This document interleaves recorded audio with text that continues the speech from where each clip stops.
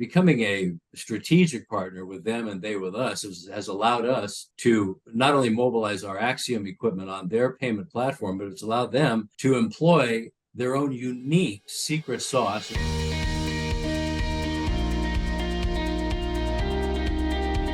Hey everybody, welcome to the Merchant Sales Podcast. We've got an awesome episode today for you. We've got Tim from over at Ingenico, right, Patty, talking about Axiom. Mm-hmm. Their new line. And, I thought we had a really good conversation with Tim, especially because he's been around for so long. So and as you'll learn, he's basically worked for every hardware company, right, at least of the legacy companies. And I think, he had some really important insights also, in addition to what they're doing, where he thinks the industry is going. And then I thought you had a great question from the field.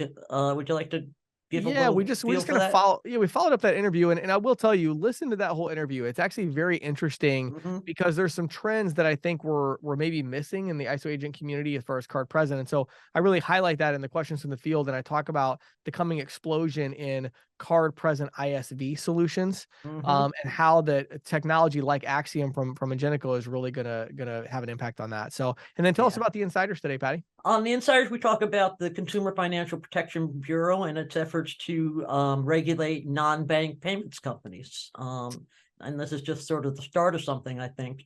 And this week's episode is brought to you by Nativia Banking. James, should we start? Well, we should start right after I give my little disclaimer. But I forgot about your little thing. I'm sorry. That's okay. I always got to say, Ingenico is not a paid sponsor, not an advertiser, not a consulting client, just a really interesting technology that we're ready to talk about. So with that being said, let's dive into our interview with Tim. Hey, everybody. James and I are here today with Tim McWeeny of Ingenico. How you doing, Tim? Terrific. How are you? I'm wonderful. Thank you so much for joining us on the podcast. We haven't had a lot of hardware people on. A lot of times we have, merchant reps or ISO reps. So thank you. I've been wanting to get more and more. I mean, not that we have a lot of hardware people in this business, but, I wanted to get some of you to talk to us about what's going on. So the list is short but distinguished. I like it. Okay, so how about let's start off. Well, we always like to start these podcasts off by, learning a little bit about the people we're talking with. So maybe you can tell us a little bit about yourself, your career path, what led you to Ingenico, and what you're doing at Ingenico now. Sure thing. This is a 30-minute podcast. So I'm going to take about 27 minutes with that. Well, we'll give us the elevator pitch version. Give you the Reader's Digest version, right? Right. Which that should tell you my age, because none of the young people know what Reader's Digest is. What's the Reader's Digest? Well, I started in electronic payments after I moved to Phoenix area in 1996, and I was working for Card Service International. Right. And I stayed in the acquiring side for about 8 years, various companies. And in 2004, I got on the point of sale side, and I went to work for Lipman USA, which is no longer in existence. And when they were acquired by Verifone, I was invited to join Verifone at that time, but I went instead to a venture called Waste Systems out of the Boston area. Remember that? And was there for about 4 years until Waste Systems got acquired by Verifone. So I figured it was just a matter of time. So I went to work for Verifone. And I stayed there for about 9 years, working in various capacities and working on the enterprise side, working on what we used to call the ISO side. Now it's indirect acquiring. And I came to Ingenico in 2019. I was invited to come, and I was glad to come. And since that time, I've been in charge of what we now call the indirect acquiring and ISO channel. And that takes in a lot of ground, but primarily, it's what we used to refer to as independent sales organizations. And I've been very happy in the 4.5 years I've been here. I work for a great management team and have a great support team, and I represent a great product line. That's great. Great. Well, that was a good elevator pitch version. Thank you for not taking 27 minutes. Although I know your career took a long time, but thank you for that Reader's Digest version. My pleasure. One of the reasons I wanted to have you on, Tim, was I had gotten a press release about Ingenico in a partnership with Payrock to deploy the Axiom technology, which I believe has been on the market for about 5 years now or so? Worldwide, yes. Yeah, worldwide. So what can you tell us about Axiom? How does it differ from legacy technologies? And how many different devices under this moniker and their application? How many... And their applications. I'd be happy to. Axiom is essentially our Android platform, and we operate on Android 10 and 11 within that platform. Within the strata of what we sell today at Axiom, we have a DX line, which is a mobile line. It could also be used as a desktop. DX 8000, DX 4000. That's a lower cost version of the desktop that we have available for our customers that would like an Android experience and a desktop model with an external payment device, commonly called a PIN pad. Right. We have mobile devices in the form of your mobile phone called the EX, and that comes in two different flavors, 6000 and 8000, and that's primarily the size difference between the two, the size of the screens. We also have an RX that is multi-lane primarily. So RX 5000, RX 7000, and upcoming RX 9000. Variances there are both size of the unit itself, size of screen, and the capabilities of what it can do. I want to point out that our Axiom line is growing all the time. So we are looking at new lanes that we can release an Axiom device that will serve our market and our customers and their customers. But for us, Android really is the wave of the future. And because we sell a very popular line called Tetra, which is your traditional desktop and mobile products, and also multi-lane, you'll find Tetra devices in Target and Home Depot, Walmart, many of the major hotels across the country. So we're not abandoning that line at all, but we are expanding and getting into and have gotten into Android for the North American region. Axiom, as you mentioned, has been around internationally with Ingenico for about 5 years, but just about 2.5, 3 years here in North America. And that's how you've been sort of building up that particular line here in the last 2.5 years, you'd say? No question about it. And when it comes to future development on product lines, we'll be pouring more resources into Axiom because Android is where the market is and the market is going. Right. Yeah, for sure. So, my question, Tim, would be, as we see the ISV market heating up and, the ISOs are really trying to compete there. When we look at somebody like a Payrock, what are the benefits? Why would a Payrock come and partner with Ingenico? What are they looking to accomplish? And how do you see those strategic partnerships moving forward? Do you see yourself doing more deals like that? And just maybe talk a little bit about that partnership and how that came about. Be glad to. We had a relationship with Payrock for many years.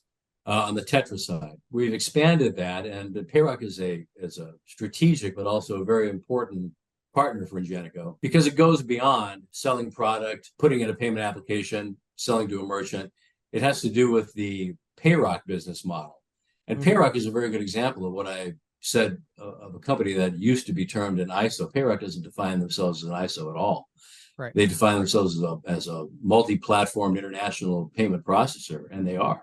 Right. So becoming a strategic partner with them and they with us has allowed us to not only mobilize our Axiom equipment on their payment platform, but it's allowed them to employ their own unique secret sauce, their own payment application that is very attractive to their merchants and to their salespeople.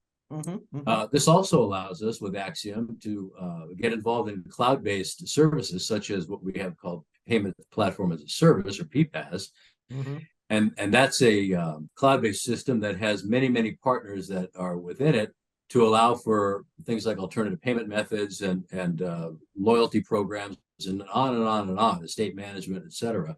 Because they have employed the Axiom line, this gives them the availability to curate and brand their own payment cloud within our PPaaS environment. And we really see this as the beginning. This is a partnership that we believe is going to grow, be more robust in the future, and take in all of these new and kind of exciting payment methods that the electronic payments industry is becoming exposed to. Everything from person-to-person sales. We acquired a company called FOZ last year that is a soft POS company that doesn't work off selling equipment. They work off selling person-to-person sales. So it's kind of an interesting acquisition for point of sale company, it shows two things, I believe. Number one, our resiliency and our vision into the future. And then number two, the acknowledgement that the payments industry is growing by leaps and bounds. And every time it does, we just expand the number of people that are involved in it. And it's a great thing to see. It's a, you know, I often tell people, they're like, why do you specialize in payments? It's like, believe it or not, it's exciting and a growing business. It's not a business that just kind of stayed. It's not like banking per se. It's, you know, much more robust, and there's so much good stuff going on, right? Payments is more than payments. It is. Yeah, it is. That's a good way to look exciting. at it. Yeah. So Tim, one follow-up to that would be, I know that the Axiom line it sounds like, you know, there's a lot of different options there, obviously from a hardware perspective. With this deal you're doing with Payrock and what they're deploying, what are kind of the target merchants that you're, you know, this partnership is going after? Are there certain verticals or certain kind of criteria that this is a good fit for? Really all of the merchant categories. When it comes to what our capabilities are, we have the multi-lane devices now, we have the desktop devices now, we have the portable devices and the mobile devices. So and that continues to grow. How Payrock sees deploying this into their merchant categories, I think if you ask their leadership, they would say the sky is the limit. And given their history, given who they are and their history, I could see that for sure. Just out of curiosity, though, when you say that, I mean, what are some of the core functionalities that the Axiom terminal and with this partnership is going to, you know, are we talking about, you know, there's basic inventory management, there's, you know, like what are some of these functionalities that are, you know? So as you know, when it comes to functionality, there are really two things involved. Is the hardware capable? Right. And then it's really the software after that. So Payrock has developed their own unique software developed through one of our development layers. And they use this, and they have routed all of their transactions through their own proprietary gateway. Right. So this has made this a very attractive product for them. You know, I have an old saying, and it really is true, particularly with Android and the capabilities of the Android devices. You know, there really isn't any limit to what these devices can do as long as you're willing to write the software and sell it at the street merchant level. So when it comes to some of the things you mentioned, for sure, yes, of course, just all the traditional functions, and then many of the buy now, pay later, many of the value added things we're seeing growing today. They'll have it all. Yeah, it's interesting about buy now, pay later. I've seen a lot of, you know, I kind of thought like last year it was sort of starting to fizzle out a little bit, you know, but I've seen a lot of activity lately and people referring to it BNPL as another payment method, right? As, you know, sort of no question, like credit cards and debit cards, and, you know, now we have BNPL. Yeah. And, you know, now we're talking about payment orchestration. I mean, we're talking about digital payments. We're talking about all sorts of things. And, you know, it's funny, I've been doing this for a while. And every time something new like this comes up, there's always some prognosticator or guru that says that this is the end of terminals. And how many times have we heard that? Is that it's not the end of terminals. All we've done, and it's been a great thing, is expand the number of people who are accepting and delivering payment solutions. Right. Person-to-person payments, sure, I love it. But what happens to that merchant who is a P2P SoftPOS merchant whose business has grown and decides that they maybe need a payment terminal? Yeah. And so these are the kind of the optimistic ways I look at things as far as market growth and not necessarily market shrinkage. The more people involved with payments, the better.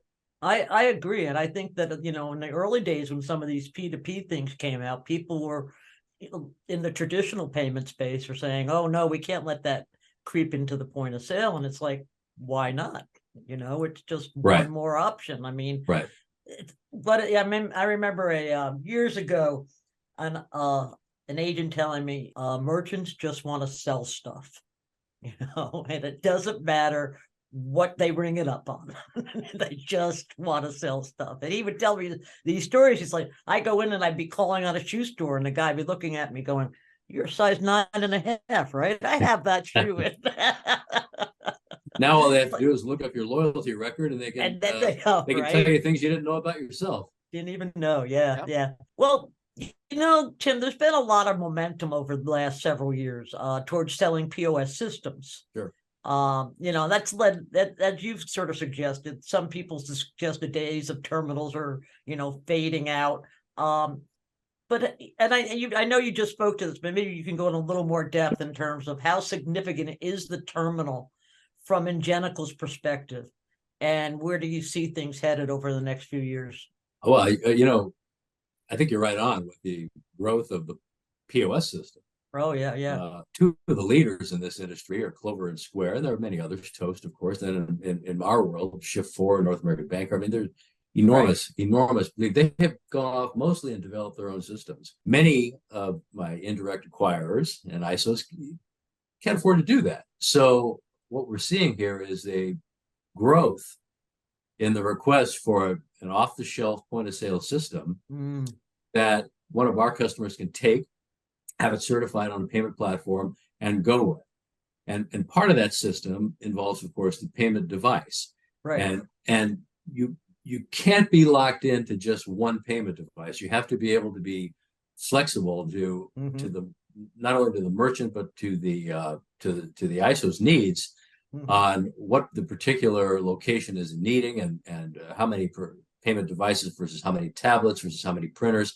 And all of this becomes a bundled proposition for our customers. It's important and it's growing. And I can tell you that although we do not have one as we sit here today, we will have one in 2024 that we will be in the North American region with. And will work compatible with the other hardware. That's critical. Yeah, it's critical that, for instance, an really RX 5000, if I had slides I could show you. I do have slides, but I can't show you.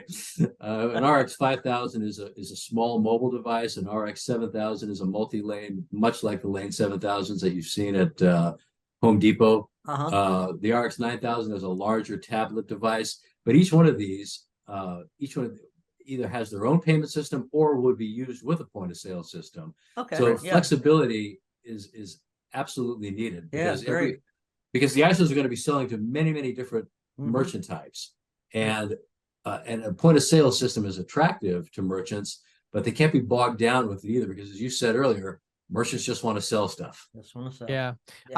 Tim, I'd love to dig in on this a little bit more. And I'm much more on kind of the tech side of things. I really enjoy. Yeah, he is definitely the techie. I enjoy the tech conversation and all that.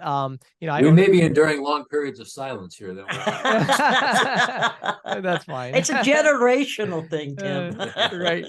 But so help us understand something that I don't think we've ever talked about on the podcast. So let's talk about certification for a minute, because it's let's do that. Right? That's a good idea. So one of the big challenges when you look at the ISV market today, right? We see the ISV market, the smaller ISVs, just taking over card not present verticals, right? I mean, across the board, they're taking over, home service, et cetera, et cetera.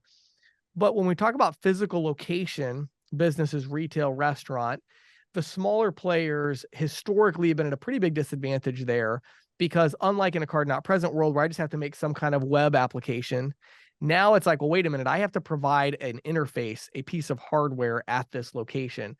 Right. And a big challenge to that is, okay, I can find this hardware, but then it's got to get certified. Right. So help our audience understand what does certification mean? And why is it that ISVs may start to partner with companies like Ingenico with this Axiom line in order to kind of shorten this build time? Right. And I agree with your assessment on the growth of the ISV. It's kind of exciting to watch. Yeah, it is. Because once again, it's just bringing more people and more customers. Possibilities. Yeah. Absolutely. Right. Yeah. Well, certification is back in 1923. Right. Because seriously, certification back in the old days would take years. I mean, I remember. And it's still not a quick process. Right. But how long does it take? In its simplest form, it's the allowance of a transaction from a payment device to a payment platform like Global or TSYS, which is owned by Global, or Chase or Elavon or WorldPay or whomever. These are payment platforms. Right. They're also merchant acquirers as well, but they're payment platforms. And the certification of a device to that platform is their process. And it's their process that tells the world this particular product, this Ingenico DX8000 is certified on WorldPay, which it is, and is now available to be sold within the WorldPay organization or through one of the partners, the ISOs, the indirect acquirers that are part of WorldPay's organization. And they are telling the world that you may run payment transactions on that device. The process that goes along in doing that is a long one because it involves many, many different security layers within our own company, our customers' company, and payments in general, PCI, for example. I mean, these are things that all have to be considered, worked out, and certified along the way of, there's a cartoon that says, how do you get a bill through Congress? Well, how do you get a product through certification? It's kind of the same thing. Probably the same thing. I'm not sure which one's longer. Yeah, right. But so when they're doing it, is it each individual step that has to be certified, or is it the totality that is certified? Sure. Yeah. So multiple things happen at once. In my experience with working with the payment platforms, they're working on multiple things at once. But yes, each box needs to be checked, tested, and approved, because the last thing in the world anybody wants is a market meltdown because something happened and there's a bounce back, and all of a sudden merchants aren't just selling stuff. They're standing there with a terminal, that may be fully operable but isn't working. And pulling their hair out. Yeah. So I think my final question there is, and just maybe to clarify this. So if I'm, a company that has an ISV, and let's say I want to go after hair salons, right? So if I want to build my own setup and get this hardware that's never been certified, I have to go through all of this process where I would assume, and correct me if I'm wrong here, but I would imagine that one of Ingenico's strategic directions here is that with Axiom, the idea would be, hey, let's get that ISV to, put their point of sale software on our hardware that's already certified. Exactly. Right. Right. We'll take care of it. Yeah. Right. We'll take care of the certifications in almost all the cases. Yeah. The ISV, you're absolutely, they bring a lot to the table. They bring a unique point of sale experience to the table. And that is an attractive notion that they would then use one of our devices to maybe house the platform X payment application and their point of sale application. This helps grow the market and helps grow our market. Yeah, and of course the trade-off being they don't have to worry about certification because they're using hardware that's already been certified. Absolutely.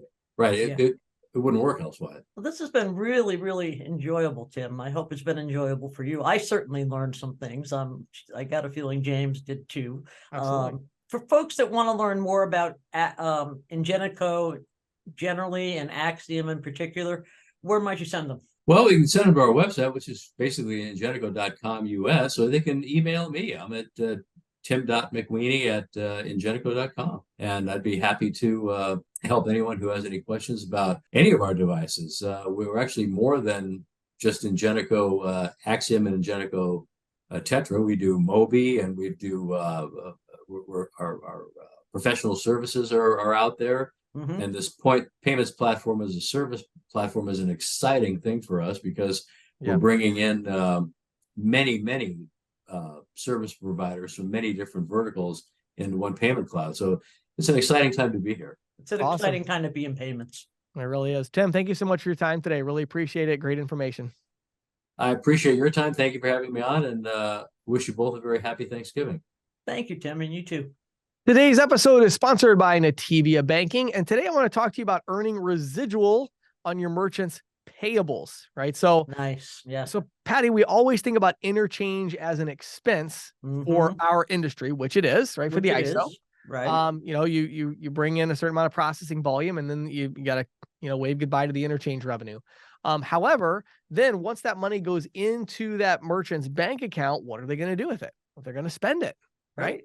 Why not become a part of a banking service platform where you can help them spend that money and make money when they spend money, right? Not just when they process payments. And so you can really kind of double dip on the residuals. I love what Nativia has done here. They've really created a program that's just, I think, going to feel very familiar to the ISOs in our industry, but it allows you to really become a neo bank in a way, to really offer these services. If you're a large enough partner, you can even white label it. So there's some really cool stuff out there. So if you're still interested in this, you want to learn more about it, head over to nativia.com/ ISO. So it's nativia.com/ISO, ISO, nativia.com/ISO. Check it out. Great page there you can look at and fill that out and talk to somebody there about partnering with them. So thanks so much. Have a great day. So Patty, today in Questions from the Field, I want to talk about this opportunity for card present vertical specific ISVs. Yeah. We kind of alluded to it in the previous conversation, but I really think it's this huge missed opportunity that our industry is not, they're not quite understanding what's about to happen, I think. And so let me put this in a frame that I think our audience will understand really well. So in the past, there's all of these verticals or business types that are card not present. Right. I could go down the list, right? But you're thinking about carpenters, like SaaS solutions, plumbers, right?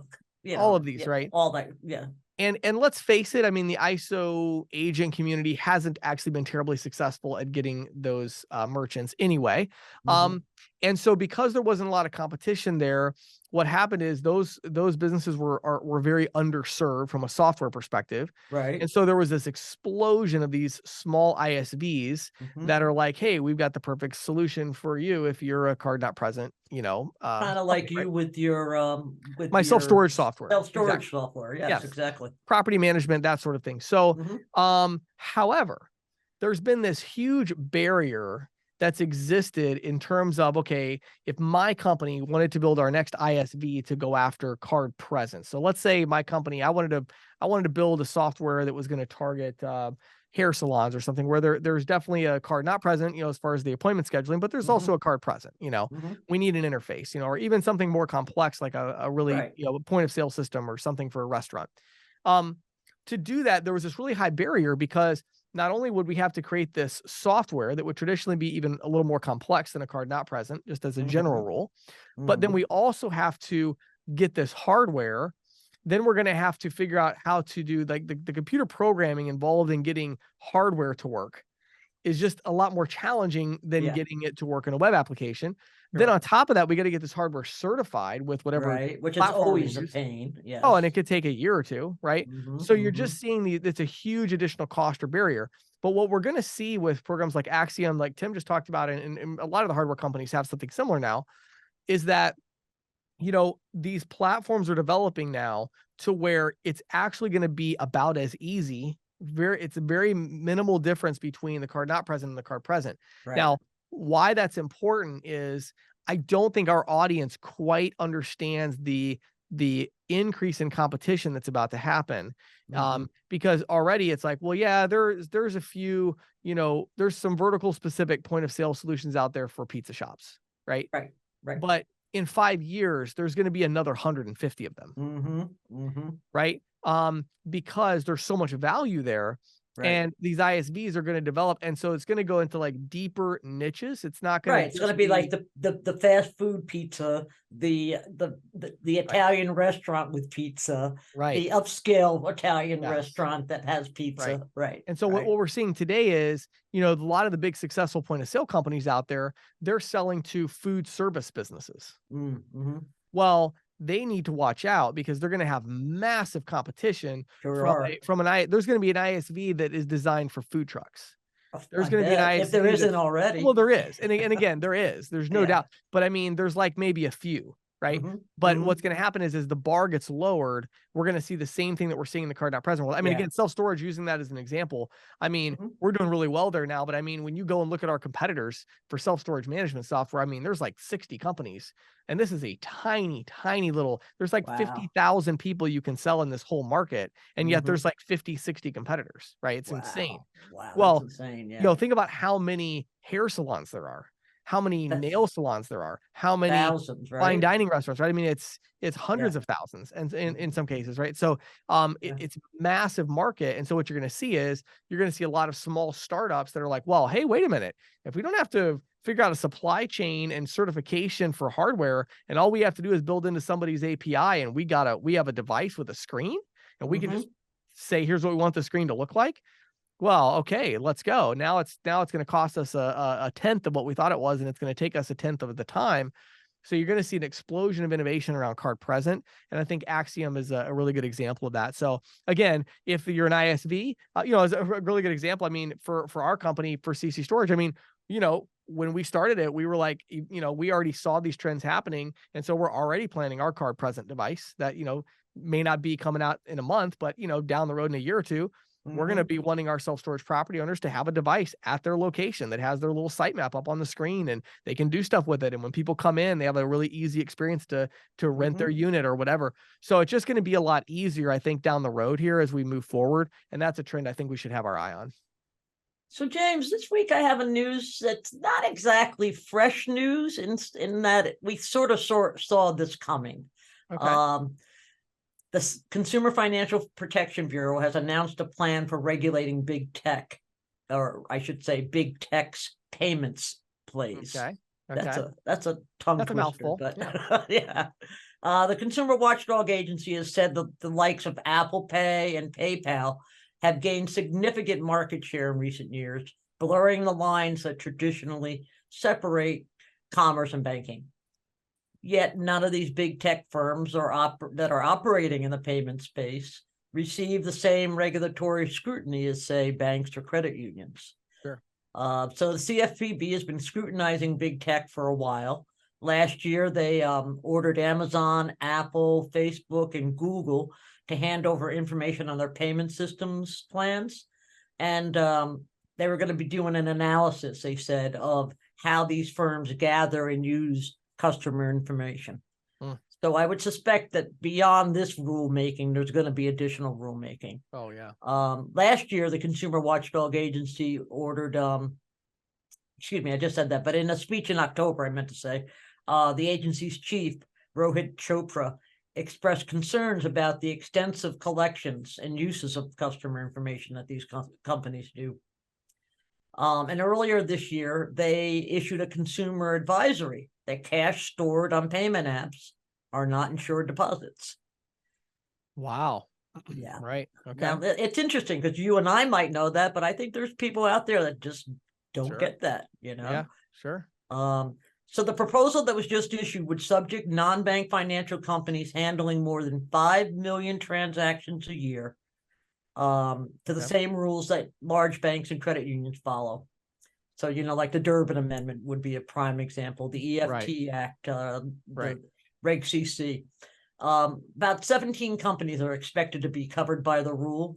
Most notable, of course, Apple, Google, PayPal, and Block's Cash App. I just wanted to leave with a quote that Chopra said in issuing the rule. He said, "Payment systems, as we know, are critical to the infrastructure for our economy, and they used to be conducted exclusively by supervised banks. Today's rule would crack down on one avenue for regulatory arbitrage by ensuring large technology firms and other non-bank payments companies are subject to appropriate oversight."